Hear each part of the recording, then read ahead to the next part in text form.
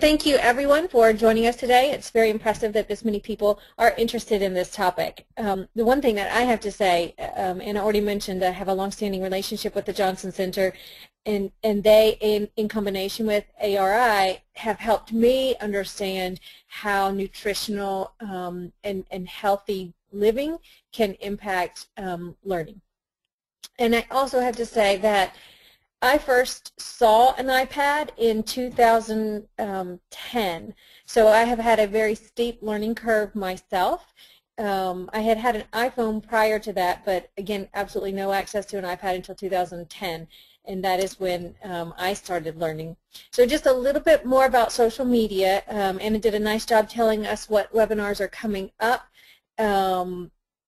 This is another way that you can keep up with us, and I'm going to put the Johnson Center information up in just a second. So I have a blog where we talk about all sorts of issues. So you can do a search function on the blog and search for a topic you might be interested in.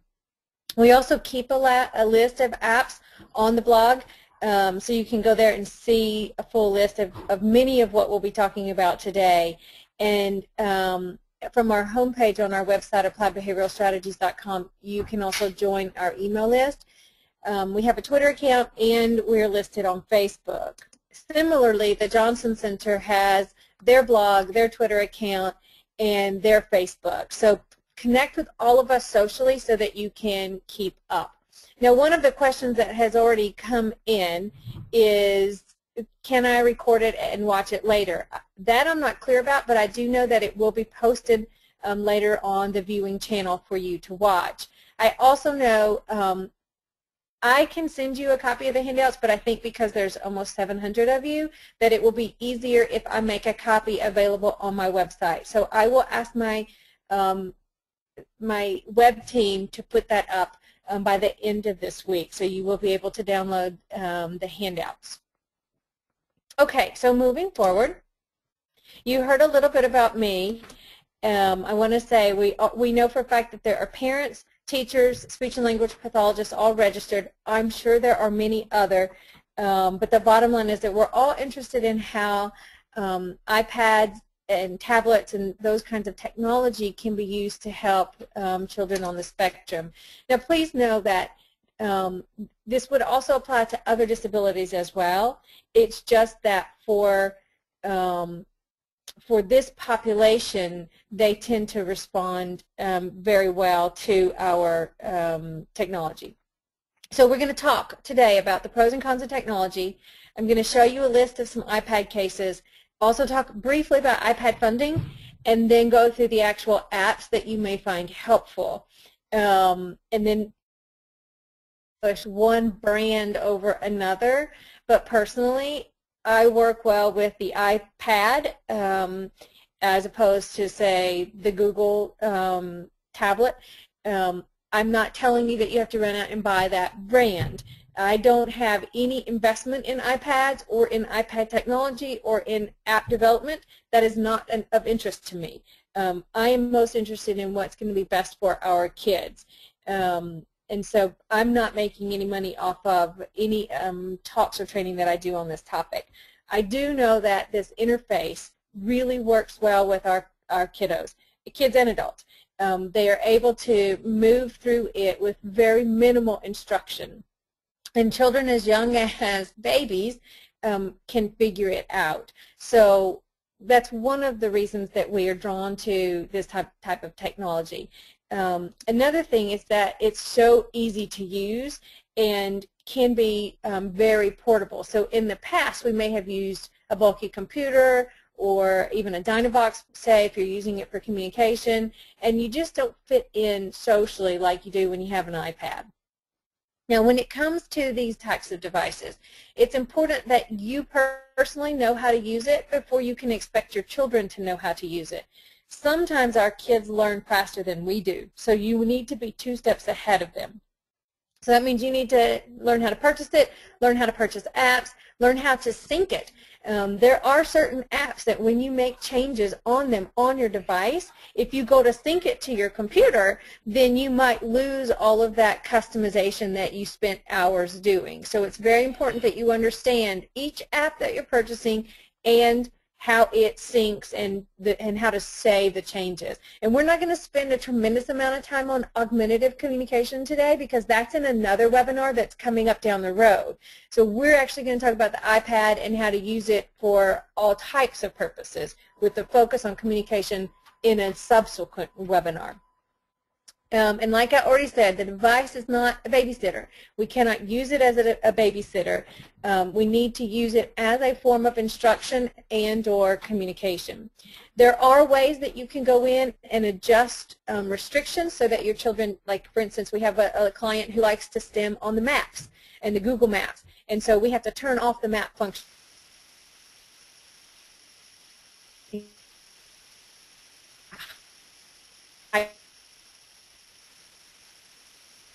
At the very back of the iPad so that you cannot do in-app purchases. Your device is only used the way you want to use it.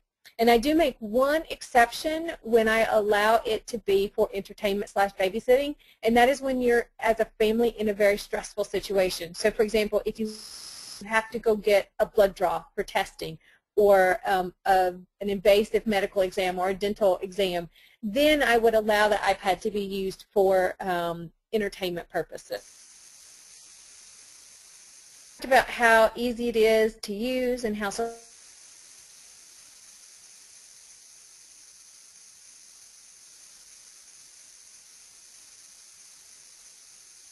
their to-do list, their shopping list, and those kinds of things. The cons are if our children have their face in a device in social interactions with us. And so it's very important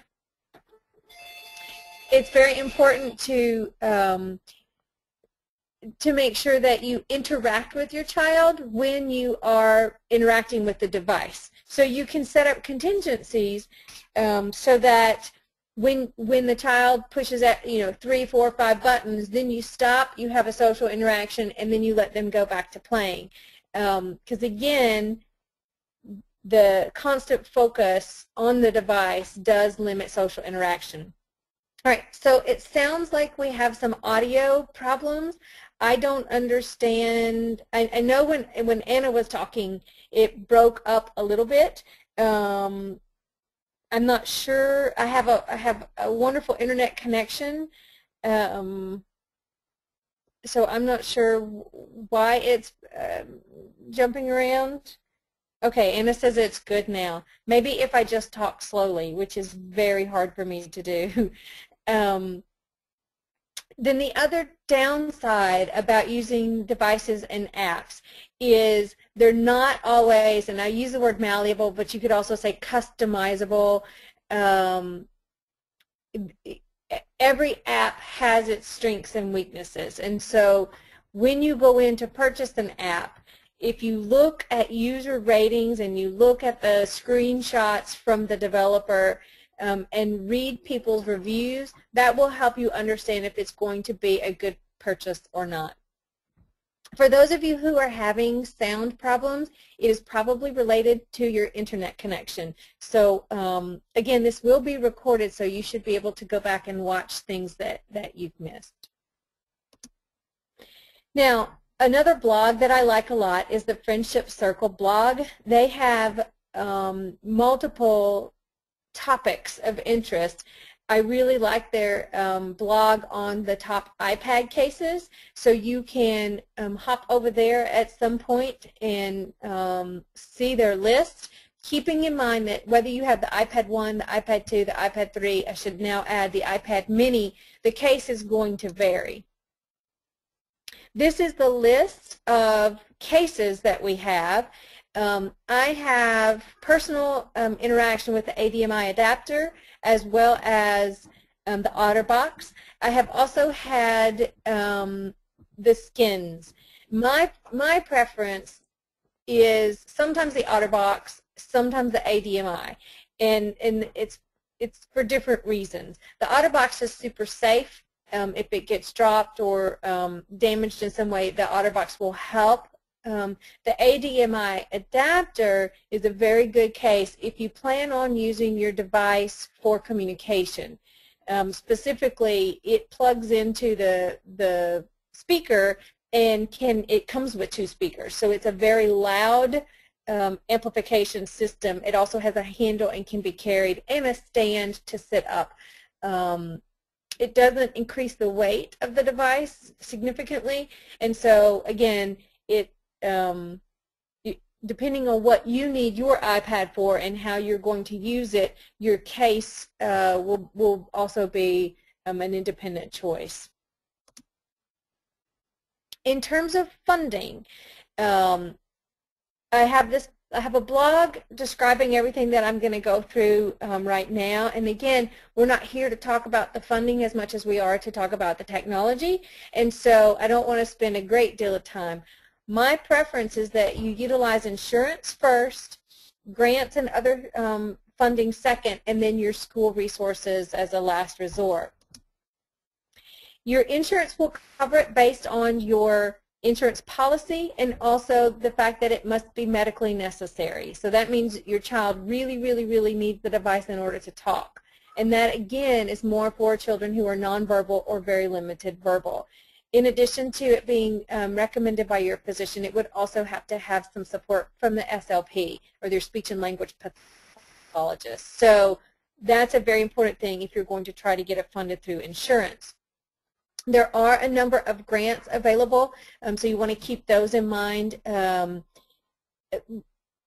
the South by Southwest conference back in March, I connected with another group of people that work with Easter Seals as well, and that's the Bridging Apps folks. So that would be bridgingapps.org, and they have a great resource, not for grants, but more so for searching apps. And under special education law, if your child needs assistive technology, so it's called technology-related assistance, at every IEP meeting, the team has to decide if assistive technology is necessary. And then that would be followed with an assessment and appropriate technology recommendations. If your child is determined to need it, the free services through the IEP would include the evaluation, getting the device, and keeping it updated. It does belong to the school, not to your child. And that is very important, because then you can't add things to the device, you can't take away things from the device, and should the device get broken, the school is then responsible for replacing it. Whereas if you have your own device, then you can make the modifications to it, and it can go back and forth to school. It is considered a related service, so it's a team decision, and it would need to be written into the IEP that includes goals for teaching your child how to use the device. And assistive technology is not just communication. Communication is one part of assistive technology. It might also include the use of social stories to be successful, visual schedules or picture schedules, token boards, and I've listed some of the other things that you could use. And then here are other areas where assistive technology would fit. Now, obviously, a device is not going to help you with positioning or mobility or PE, but you can see that it would help you with computer access, computer-based instruction, and augmentative communication. If the school purchases the device, if the school determines that it is needed for your child as part of his IEP, then as a team decision, the team decides whether the device goes home. My question to you then is, does your child need it to communicate? And if yes, then does your child need to communicate at home? The answer is yes. So the device 9 times out of 10 should go back and forth every day. But again, that's a team decision that you have to make with your IEP team. Okay, so that was a fast overview of some of the other related content. I'm going to move right into how we use the device for academic and communication. And I'm going to start with communication and differentiate between communication versus language. We use apps to teach manding, which you might also call requesting, to people who are learning to communicate.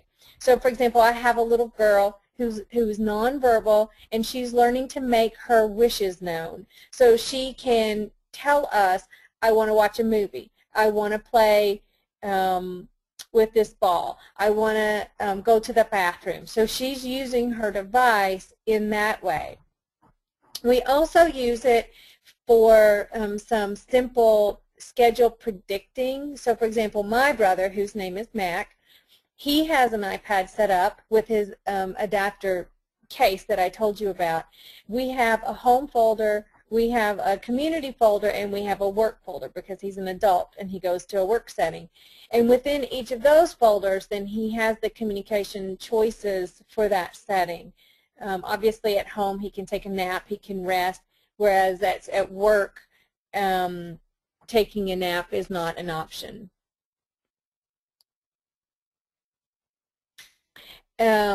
We also can use apps to teach reading, which I'm going to show you some of those apps in a minute.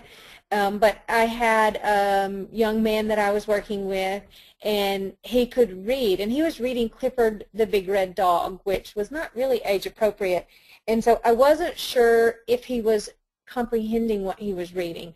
And so he happened to really like potato chips. And so I typed in a sentence, go eat a chip. And I said, read to me. And he read it, and he looked at me with this excited face. And I said, uh-huh. And he immediately ran over to his cupboard, and he got a chip, and he came back, and he was ready to read some more. So that told me that he was comprehending what he was reading. Okay? And then we can also use apps to teach writing skills, because all of these are part of communication. It's not just for speaking, but it's for sharing information and making requests and reading and writing. And so for this little fella, we'll call him RT, he also has verbal apraxia. He's very, very smart. He can write with his hands, but he has fine motor issues, as many of our kids do. And so we taught him to type with the app, and he could type out sentences and phrases, and it eased the frustration of his handwriting. And since he can't speak verbally, this was an incredible outlet for him to communicate.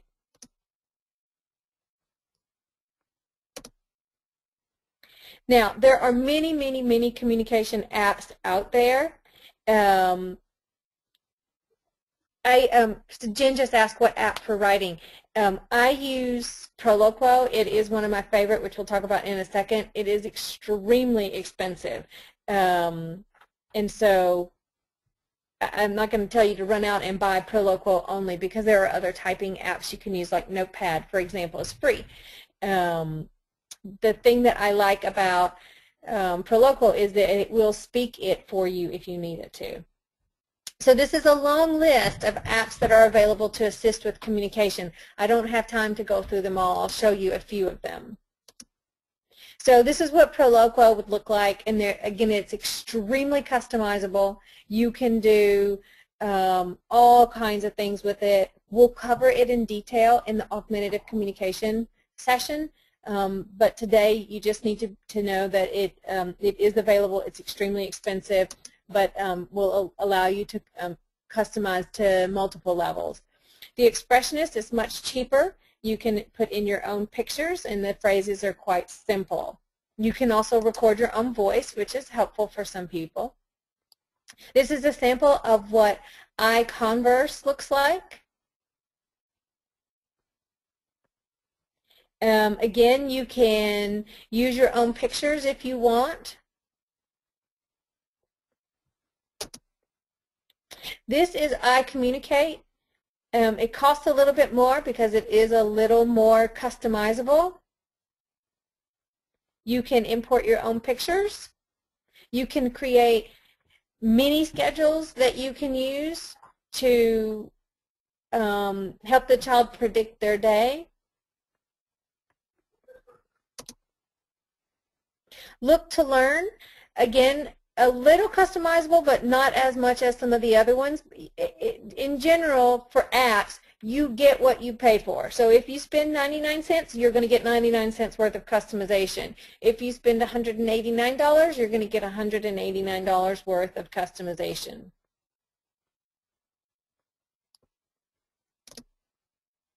My Talk is another one that people like. Unfortunately, you can only the female voice comes with it, but you can purchase other voices. Grace works a lot like PECS. So for those of you who have kids on PECS, this is great because you can have your choices with you all the time. The pictures are somewhat simple compared to some of the other apps, but I do like the fact that it can then translate to I want, I see, or however you choose to build your sentences. Tap to Talk, again, is free. You have to customize in your own computer and then sync it back to the app, so you can't customize in the app. But again, it will let you do some simple things. Now, in terms of communication versus vocabulary, communication is sharing or conveying a message, whether it's a written message or a spoken message. Vocabulary are all the words in your head that allow you to communicate. And I think when you're thinking about what vocabulary should I teach my kid, what kids understand is learned before what they're able to express, either verbally or in writing. We want to think about making sure that their vocabulary is a functional vocabulary, meaning it's useful.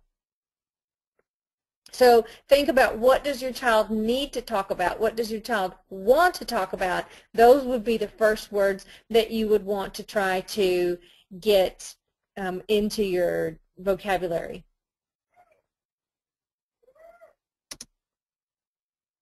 Now, when we are teaching vocabulary, we would do so using what we call a discrete trial format, or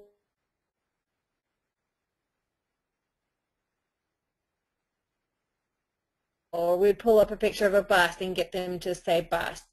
It is important when you're in the teaching phase that you reinforce good sitting, good listening, good attending, and not not stimming. In my house with my stepdaughters, we actually use a lot of apps for homework. One of our children is working on increasing her vocabulary, and so we have her go through a series of picture vocabulary things with her, making sure that she has the word before she can go on to the next one. And again, this is another one of those, if you're using a photo communication vocabulary builder, that again, you don't use it for babysitting, but rather for teaching a skill. Someone had asked, is this just for nonverbal, the population? And no, this webinar is for all levels. Now, for the vocabulary development, Speech with Milo or the Milo apps are good. They are very, very preschoolery. Okay, so if you have an adult who is nonverbal who's learning vocabulary, Milo is not an appropriate app for them. When I was at South by Southwest in March, one of the pleas that we made to the app developers was, we need apps that are not always preschool, that work for individuals who may be learning skills but who are 20, 30, 40 years old. Kindergarten.com is another great app developer. They have tons of flashcards that you can get, that every year in April they will give away apps. And so that's a good thing to keep on your radar, but I like it because they also have apps specifically for feature, class, and function. So show me one that is for eating, or show me one that is a furniture, which again, so many of our kids need to learn. Here are some other speech and vocabulary apps. The Mayor Johnsons are free to download, but you have to make in-app purchases, and so that can become expensive if you're not sure if it's going to work with your child. The Early English Words game is really for children who are bilingual, but again, it works well for some of our kids who are just learning vocabulary. You also have First Words Deluxe and First Words Annuals, and I like this because you can begin to teach some some spelling skills. So the letters are out there and you drag and drop them into their slots. There's also Halo Talk, which the developers say that because of the pain options that individuals are able to talk about their injuries. I long for the day that our individuals can feel their injuries and talk about them. My brother just recently had a broken rib and he was unable to tell us, A, that it hurt, B, who did it, and when it happened. And there's a few more apps, so you can see for those of you that have individuals who are planning on going to college, they can work on their grammar. They can also work on their SAT grammar so that they can take the test in order to get into college. I really love all of the builders. You have story builder, sentence builder, question builder, conversation builder, and language builders. You can buy them as a set as well. You can see that they're fairly expensive compared to most apps, but again, you get what you pay for. So the screenshot that you see here shows this is great for teaching some social conversations. What you see is some kids playing, and so the student looks at the app and the app says, here are your friends, they're playing, what's a way that you can go in and start playing with them? And so the choices, as you can see, are those are big rocks, you have a red shirt, or hi Justin. And so the student picks the right response, which is hi Justin, and then the app says say that. And so the student records hi Justin into the app, and then it goes to the next page, and Justin says, hey, do you want to play rocks with us, or whatever it is that it said.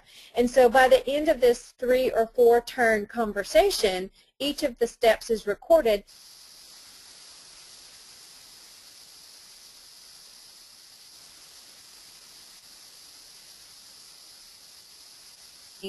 This type of app. Now, sometimes we allow kids to use apps solely for reinforcement. I love to do it when I'm running a feeding session. For example, if I'm teaching a child to eat new foods, I do use the app as a reinforcement. Also, when children are if they're doing their schoolwork, then they might be able to have some app time for break time immediately after. Some of the apps that we like to do that with are the Echo games or the turn-taking creative apps. So someone had asked, are these apps only for one device? Can they be used on 50 new iPads? These apps, so typically what happens when you buy, when you have your iTunes account, you can sync it with 5 devices. And so that could be, 5 iPads. It can be a phone and 4 iPads. However, you get to your magic 5. Schools can purchase other agreements with iTunes. I'm not as familiar with those because I have a small business, so I don't have that many employees. But I do know that some schools do have larger numbers that they can work with. So that's something you would have to work out with your school district. And someone else had asked, am I familiar with Pictures Can Talk? I am not, but I will add that to the list of apps that I need to check out. This whole field is moving so quickly, I can hardly keep up. And like I said, I've only been using iPads for just barely 2 full years. And so it's just happening faster than we can possibly keep up. So this is an example of the interactive apps that we use for language reinforcement. So, and this is just a few of them. There are many, many more. But when you talk, they repeat back to you. They parrot it back to you. And this is good to reinforce kids who are just learning how to talk. We also like it because they're interactive. So if you touch the bird, he'll jump up off the branch. You touch the knife and fork, and it will feed him. So these are ways that we let children earn app time so that they can play.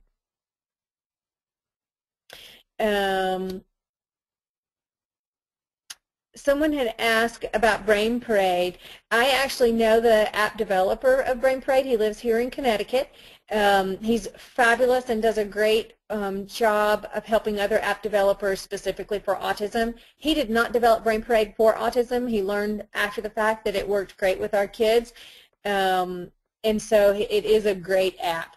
And I use it to teach a wide variety of things, so you can actually build up lessons in Brain Parade. So for example, if you want to work just on furniture, you can create a lesson on furniture and all the different types of materials that furniture can be made out of. So Brain Parade is another excellent app.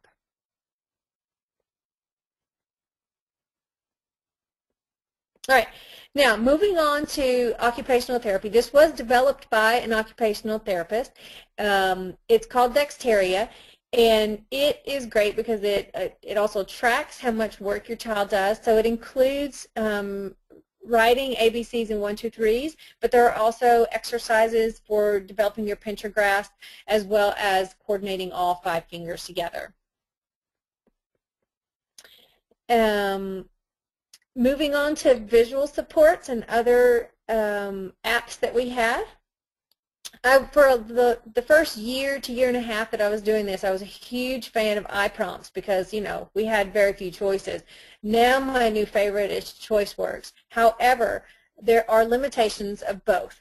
ChoiceWorks is obviously much cheaper, but the voice that comes out of it is very preschoolery, and I don't like that. So if you can eliminate the voice altogether, it's great. I like it because it's very easy to change up the schedule. You can also put a timer on each step in the schedule. So for example, you see here you have 2 minutes to eat your dinner, and then you can slide it over to all done, and you know that math is next. But the cool thing too, you can see down at the very bottom, after you do all of those things, then you get some choices about what your choice time will be.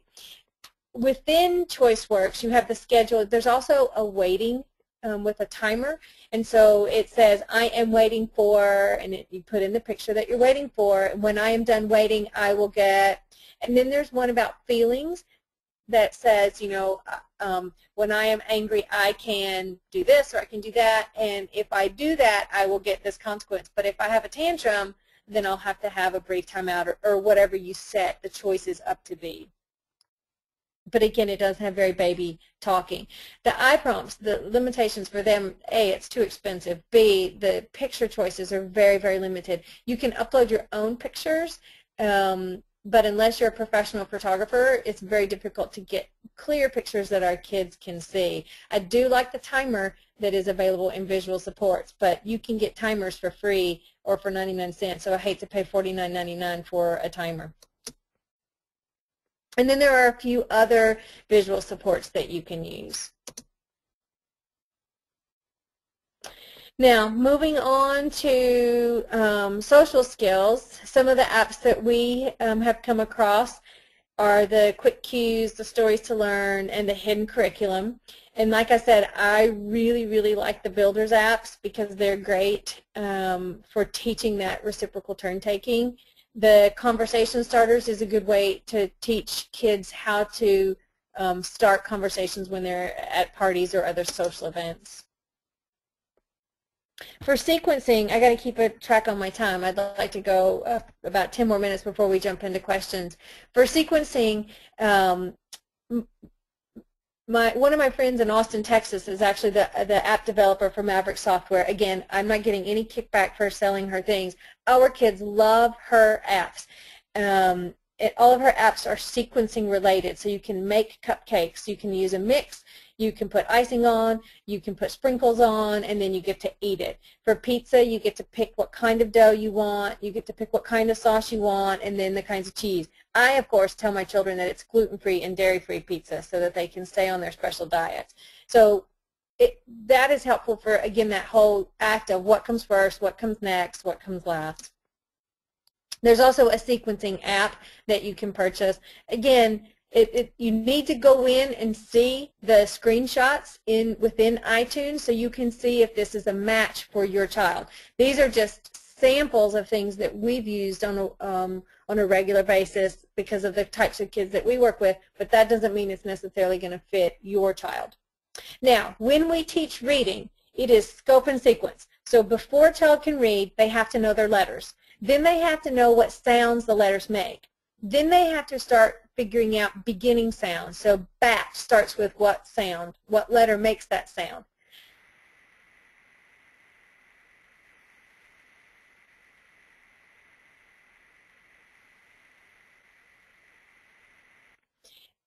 You have the AY family, the A family, so you can have play, say, and you build from taking that root word and adding the initial letter to get the family.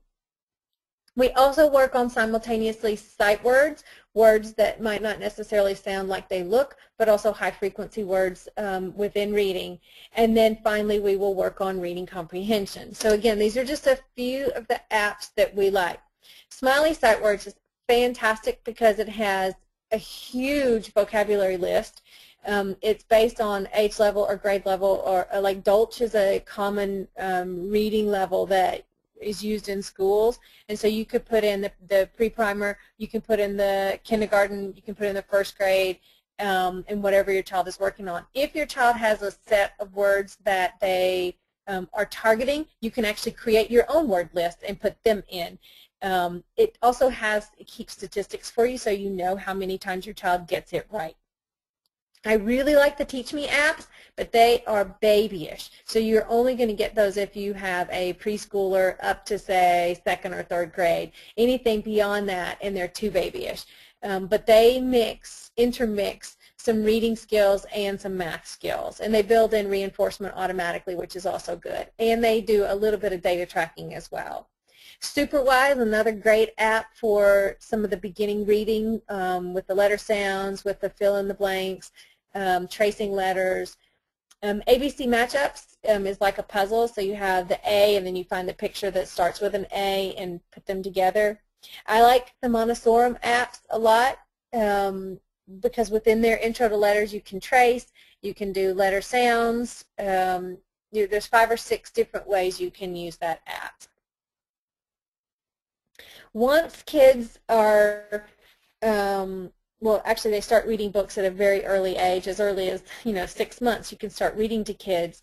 But once you're on the iPad, in terms of teaching some reading readiness, Bob Books teaches you how to spell various simple words. Elmo Loves ABCs is about letters and letter sounds. There's a great deal of music also involved in tracing the letters. And then you're into your books where you actually can read stories together. I prefer interactive books and will often bring them with me when I'm doing small groups at schools. Interactive books are far more reinforcing than I could ever hope to be. And then you can call on people who are sitting and attending nicely to have their turn interacting with the book. And then there are reading libraries. So the Read Me stories, I should edit this slide just a little bit because it's actually $1.99 and it will get you 24 books, but you have to download 1 free book every day. They're short and sweet books. The voice in the book is quite simple, but many of my kids of all ages and abilities like those books. Moving on to teaching math. Just like there's scope and sequence for teaching reading, there's scope and sequence for teaching math. So we have to know our numbers. We have to be able to identify them, so receptively and expressively. We have to be able to count, and we have to be able to count with one-to-one correspondence. Then you move on to simple addition, and that's followed by math facts, which is followed by subtraction, and then your math facts. So you want to teach the understanding as well as the memorization. And for many of our kids, the memorization part is easy for them. It's understanding that concept of what is adding exactly, and what does that mean, and how does it look like in terms of materials. There are quite a few apps for this as well. In my home with my stepchildren, we use the ACE Math flashcards a lot.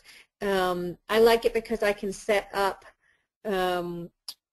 how difficult the top and bottom numbers are, and again, it gives me data so I know how quickly they're learning their math facts. And it's funny, at the end of homework session, Gigi will come running in and she'll say, Missy, I did it in this many seconds and I got 0 wrong. So she's even learned how to read her own statistics.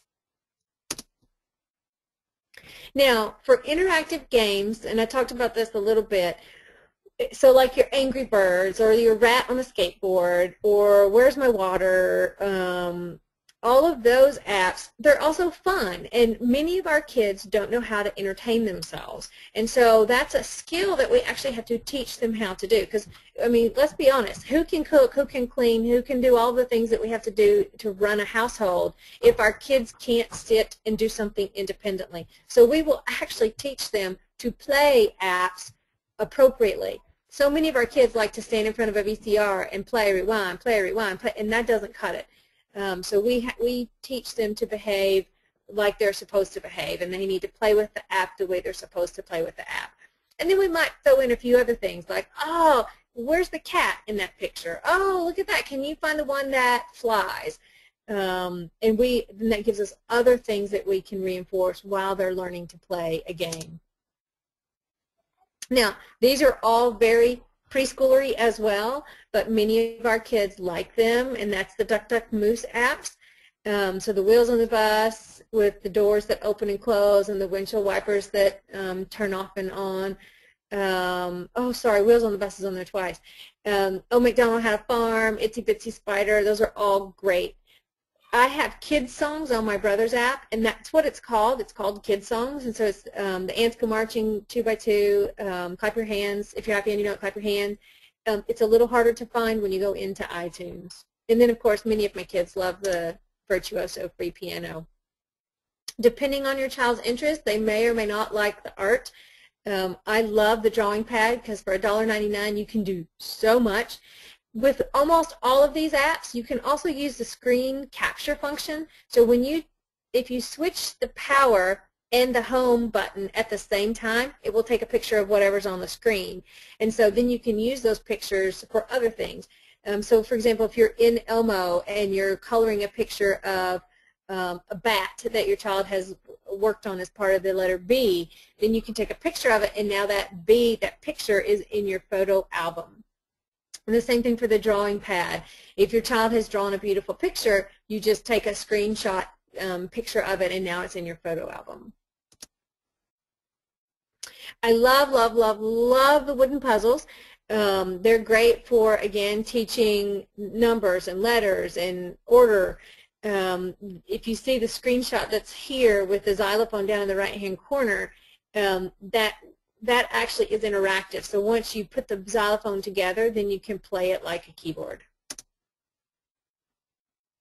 Now, typically when we are using as part of our instruction, we make sure that we have the right establishing operations in place, meaning that the child needs to be motivated to use the iPad.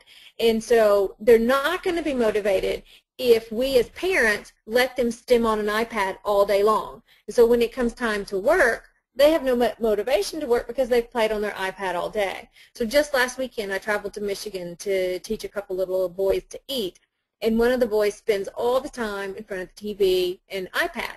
And so we immediately cut that out, and sure enough, within the next day, he was ready to work for access to that device because it was on limited access.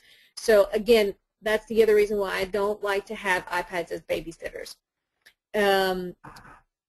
Many of our games and things that our students like to learn how to do are not necessarily reinforcing because our kids don't understand the concept of winning often, and so we have to teach them that making an A on an assignment or getting 100% correct, that we have to teach them that can be reinforcing, and that's a long process for many of our kids. And again, we don't want to do any apps that allow this excessive, what we call SSB, so self-stimulatory behavior. So if they're stimming on an app or if they're using it over and over inappropriately, you don't want to let that happen. All right, now I'm going to go back through your questions. So these apps, they're just a list of things that we use, and like I said, Bridging Apps is a lovely place to go to search for apps. So if you know that your child likes lions, for example, you could go to Bridging Apps and you could do a search for lions to see what apps might come up related to lions. Bridging Apps has, the way their program is set up, it links back to iTunes constantly, so you have the most updated version of whatever. For a copy of the PowerPoint, again, I'm going to have my web developers put it up on our website. My website is appliedbehavioralstrategies.com. appliedbehavioralstrategies.com. Can I recommend apps that are in Spanish language? So many of, I shouldn't say many, some of the apps will allow you to do it in Spanish, and that's another thing that when you go into iTunes you want to look for down in the customers ratings. One of my communication apps is in Spanish, and I have to scroll backwards to see which one it is.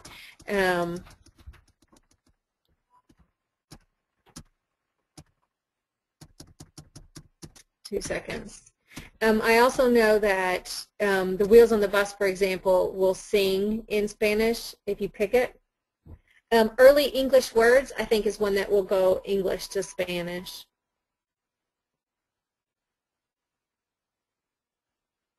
Can Safari be restricted on the iPad? I think, yes, you have to go into the age restrictions and into the settings. You can put it on, child use or, whatever, certain hours of use. When I talk about hiding apps too, so your iPad has multiple pages. So I would go to the very, very last page and create a folder and dump the apps that you don't want them to find in there. You also have to learn how to close out apps. So if you double click on the home button, what will happen is the menu will lift up and you'll see all the apps that are open. If you hold your finger onto one of them until it starts to shake, then you exit out and it closes it. And because again, our kids have learned how to get down in there and find apps that were previously open. The same thing for YouTube. Our kids learn how to go back into YouTube and find videos that they're not supposed to be watching. So to build a folder in your apps, you click on an app, you do that same thing. So if you click on the app until it starts to shake, then you can click and drag it wherever you want. If you hold it over another app, then a folder will be created and you can name that folder whatever you want. So that's some other ways to keep things out of their reach. Okay, so I'm just going to forward to the social apps and then keep going through our questions.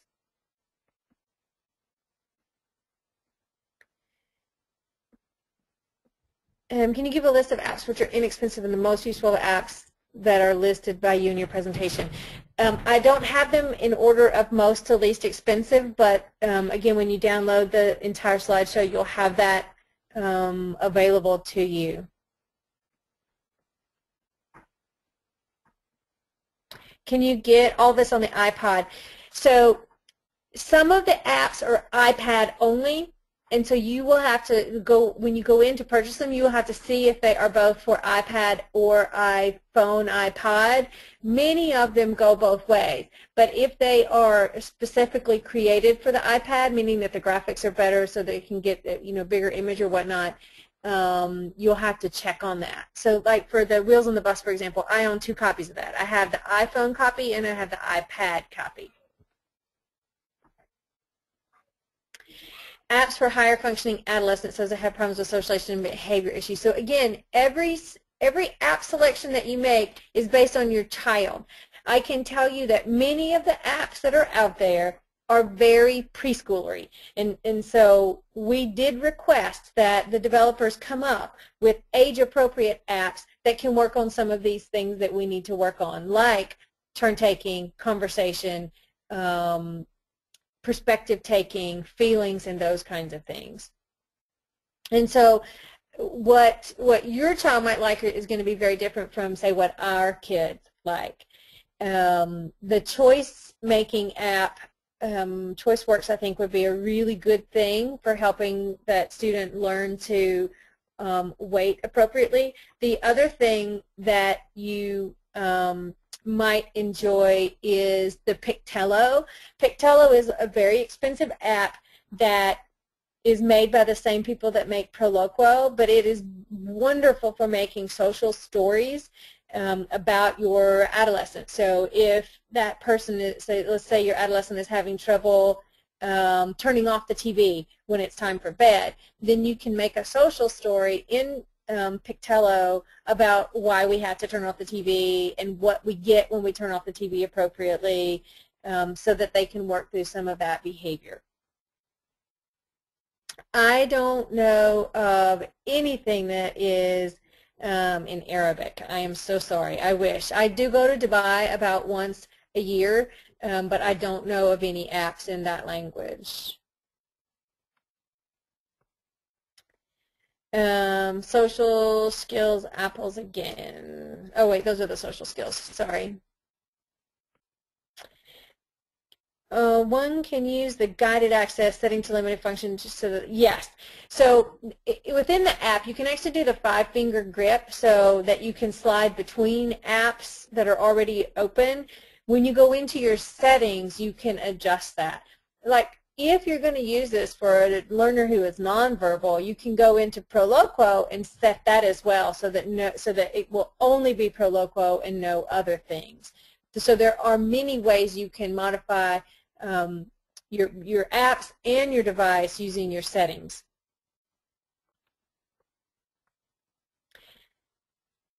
Let's see.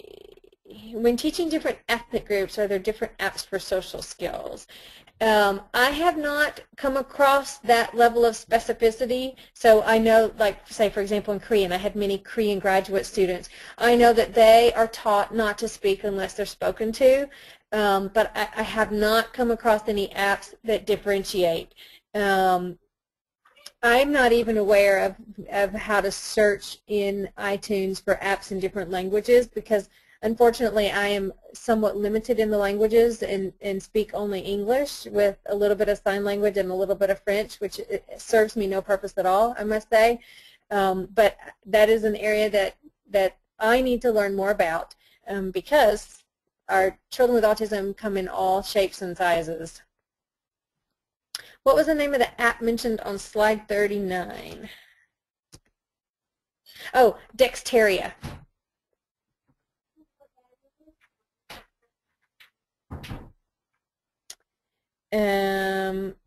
What is the easiest way to find all these apps? Is there a link that has it all? So again, on my blog, applybehavioralstrategies.wordpress.com, if you go in and search iPad, it'll pop up a list of our updated iPad apps. And then bridgingapps.com is one of my favorite places to go for various lists of apps. And they have some reviews of apps as well. I speak autism too. I suppose I speak autism. Some people call me the autism whisperer when they see what I can get their kids to eat.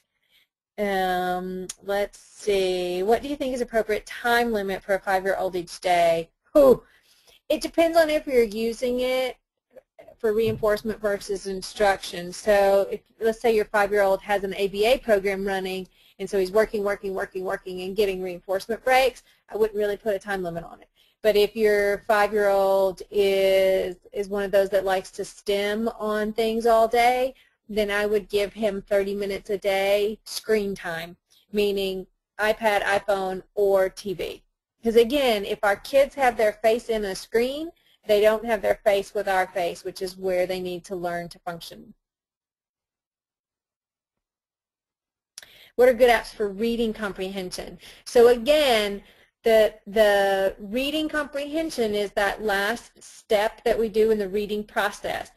The difficulty with testing our kids with reading comprehension is, do they fully understand the who, what, when, the what questions? usually when we present them with that question, they don't understand what we're asking for. So I will use apps, and I'm not familiar of any apps right off the top of my head that specifically teach reading comprehension, but I will use apps to test for it.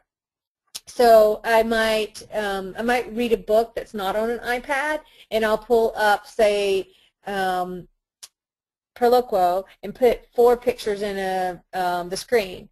And I'll say, what did Joey find on his outing? Talking about the book that we just finished reading. And there's only 1 picture in the field of 4 that answers that question. And so then the student would need to pick the right answer. Because again, it's the what part of the question that makes it very difficult for our students. Now, if someone has come across an app that specifically teaches reading comprehension, please let me know, because I'm not aware of any right off the top of my head.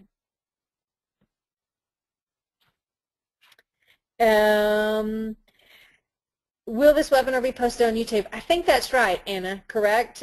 It's on the whatever channel that that the Johnson Center has for the apps. Yes, I've already my responded. favorite scheduling. Yes, I've already responded. Okay, great. Our scheduling apps, I myself like Calendar, because with Calendar you can put things in, because if this is an adult, and I like the Google Calendar more so than the calendar that comes on my device. I like the Google Calendar because it also syncs back to the cloud, and so whatever changes are made to my calendar, it shows up on my device. I don't know what level your adult is functioning at. That might be over their head. I also, and I know this is going to surprise you, I use Perloquo for scheduling as well. So, for example, my brother has Perloquo, and he has his daily schedule in there so that he knows first he's going to go to work, then he's going to get picked up early, and then he has to go to the dentist, and then he gets a soda. I know it doesn't go with going to the dentist, but it is a huge reinforcer. And then he gets to go in the van back to his house. So he can see each of those things in a row. So it depends on the level that your child is functioning at. And I do like the ChoiceWorks for scheduling. Again, depends on the level that your child is functioning at. And for budgeting, I don't have a budgeting app that I use. I do have several shopping apps. There's also the man list for men who don't like to shop that might also be available. What's the earliest age you think infants might be able to use iPads? I have seen 8-month-olds, 7-month-olds be drawn to it and actually learn that whole rotating through pictures that they might have on the photo app. But I'm not sure that I would let an infant have any screen time, because that social skills piece is so important. That infants need to be exploring their world and learning what's around them. So I would not push it until kids are probably 2, simply because I want them to develop those social skills first.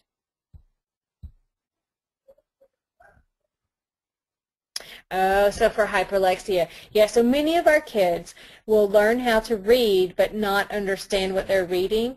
So going back to the way that I'm working with one of my other students, I typed in a very simple sentence and had him read it and do what it said to do.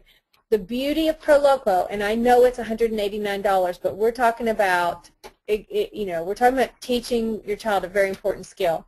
The beauty of Perloquo, when you type in that sentence, you can actually have it include images to go with the words. So you could have the images part on or off, but if it's on, then they're going to get the visual to support the written sentence. So that would be one way to start teaching that those words actually have meaning, and that's what reading comprehension is about. When you see the word house, you should visualize that house can represent a number of different things. And so then what about the house? Oh, the house is big, so then you need to be able to visualize big versus little, and that teaches some level of the comprehension. Unfortunately, there are so many abstract words in the written language, it makes it difficult for our kids to fully understand.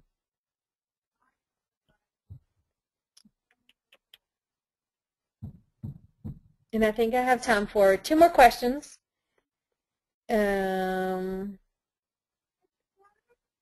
Yeah, so that goes back to that multiple users question. You know, depending on what kind of account you have set up with iTunes, how many things you can sync with it. I know I saw another question.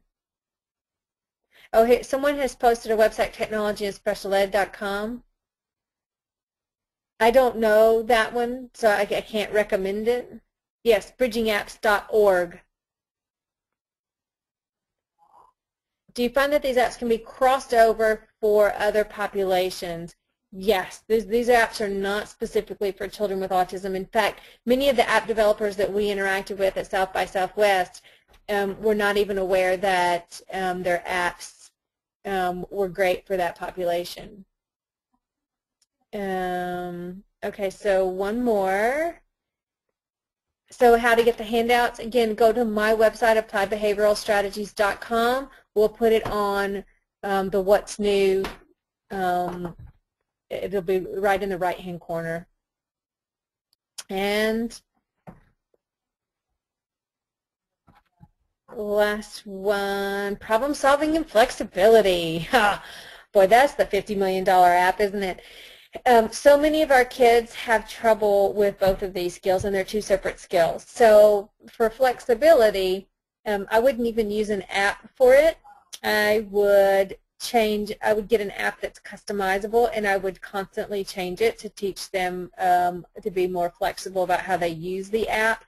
So for example, if you're reading a book, let's say you were reading Toy Story, and many kids like to do Toy Story in order. I would say, you know what, we're going to start in the middle of the book this time, and I would go immediately to the middle of the book. And you're going to have problem behavior that's expected around any flexibility issue. And basically you just teach them, if you just let me go to the middle page without screaming, then we'll go back and do it your way next. So you find a very beginning behavior to reinforce that behavior, and then go back to the way they like it. And you keep doing that until they become more flexible. You have to make sure when you're working on that flexibility not to do it in the same way every time. And then for problem solving, some of those conversation builders and story builders have some of the problem solving built in. I'm trying to think if there are any more off the top of my head. I will do a search to see if there's more apps that specifically look at problem solving. Now, it is time for us to be done. We actually went 3 minutes over. And so what Anna's going to collect all the questions and send them to me. I will email responses and put them also up on our webpage so that you have them. I'm not going to be able to do that today, but I will have both the handouts and the Q&A up on the website by Friday. All right, thank you so much. Anna, is there anything you want to say in wrapping up? Yes. So we wanted to definitely say thank you to you, Dr. Olive, for being our guest today and sharing this great information with our community. And to reiterate, if we didn't get to your question today, we will try to answer directly, or through our blog or through Dr. Olive's blog. So just let us know if there are any questions, and I will put them all together. You'll also get an email in response to the webinar. So that's where you can also input those questions. Thank you, and have a wonderful day.